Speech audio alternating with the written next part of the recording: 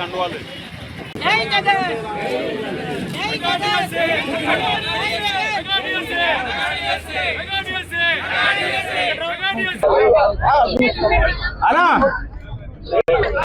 లేదు మాట్లాడు.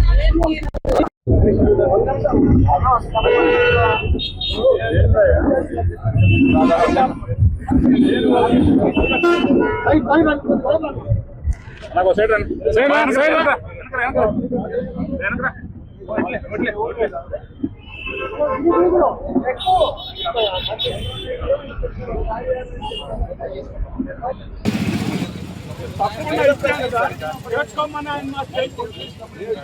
చేత పక్కన రాజశేఖర రెడ్డి గారి బొమ్మ దగ్గర రోడ్డుకి ఇబ్బంది లేకుండా పెట్టుకుంటామని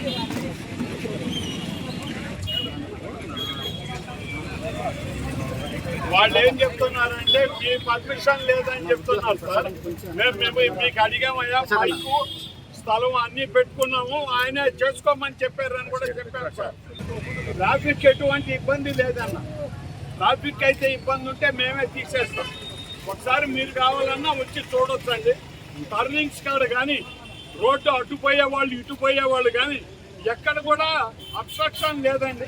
యాజ్ ఇట్ ఈజ్ అన్నీ పోతా ఉన్నాయి.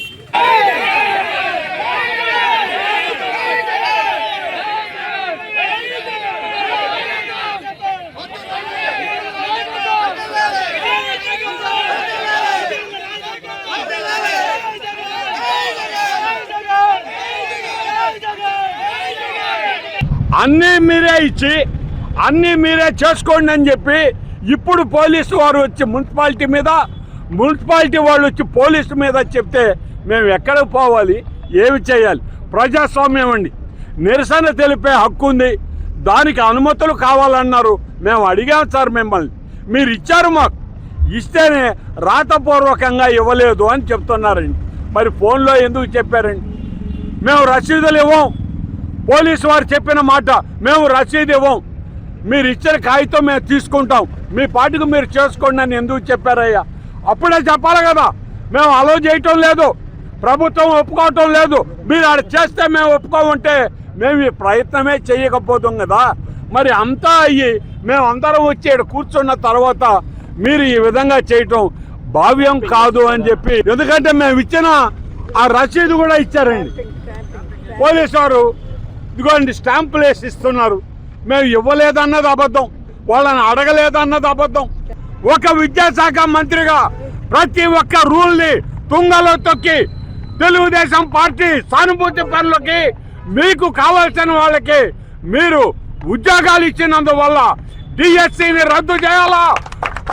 విద్యాశాఖ మంత్రిగా ముందు మీరు రాజీనామా చేయాలని ఇప్పుడు మాట్లాడుతున్నామండి.